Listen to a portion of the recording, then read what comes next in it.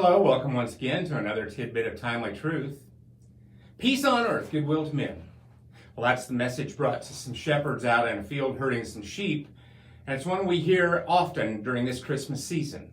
That angel was announcing the birth of Jesus in a tiny village in Bethlehem to lowly shepherds who were the only ones that heaven chose to hear that announcement. You know, if I were to be granted just one wish today, my desire would be very similar. But mine might sound more like this. I want peace to come to my world, and I want to see everyone be friendly, helpful, and have an attitude of cooperation with one another to make our world a better place to live. Wouldn't that be wonderful? Is it too much to ask? Well, unfortunately, it probably is. And we know that because God tells us in His Word in 2 Timothy chapter 3, verses 1 through 5, do not be naive. There are difficult times ahead. As the end approaches, people are going to be self-absorbed, money-hungry, self-promoting, stuck-up, profane, contemptuous of parents, crude, coarse, dog-eat-dog, unbending slanderers, impulsively wild, savage, cynical, treacherous, ruthless, bloated windbags, addicted to lust and allergic to God. They'll make a show of religion, but behind the scenes, they're animals.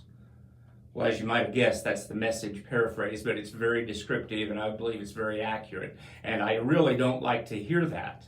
I don't want to believe it. And I'm relatively certain that those of you listening probably don't either.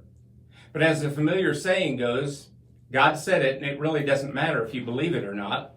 It's still true. And as much as we all would like for global wars and conflicts to end, family and friend relationships to be mended, differences of opinion to be respected rather than divisive, and for peace to begin to reign in the hearts of every man, woman, boy, and girl, it's just not going to happen, at least on a global scale. Now, why is that? Well, James tells us in chapter 4, verses 1 and 2 of his letter, what causes quarrels and what causes fights among you? Is it not this, that your passions are at war within you? You desire and do not have, so you murder. You covet or desire what others have and cannot obtain, so you fight and quarrel. You know, I have to believe that is true when it comes to nations who are engaged in conflicts, relationships that are experiencing separation, and for those who believe theirs is the only right opinion and want everyone else to share it. Fortunately for us, James gives us at least some guidance in chapter number 3. There he says, who is wise and understanding among you? By his good conduct let him show his works in the meekness, that is gentleness and humility, of wisdom. And then in verses 17 and 18, he tells us where we can find that wisdom. The wisdom from above is first pure, then peaceable, gentle, open to reason, full of mercy and good fruits, impartial and sincere.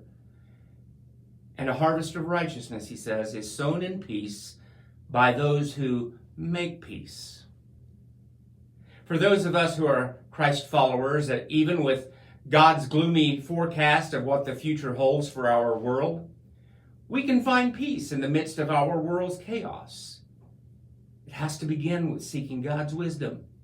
Our conduct, our acts of kindness, our pure motives, our willingness to listen and to reason, being sincere and merciful and forgiving without partiality or prejudice, those things are the key. Jesus himself said in Matthew 5, verse number 9, blessed are the makers and maintainers of peace, for they will express God's character and be called the sons of God. While we as individuals cannot bring peace to our global conflicts, we can hope to bring peace to our relationships and to seek unity with those in our tiny circle of the world. Hey, I'll see you next time with the next tidbit.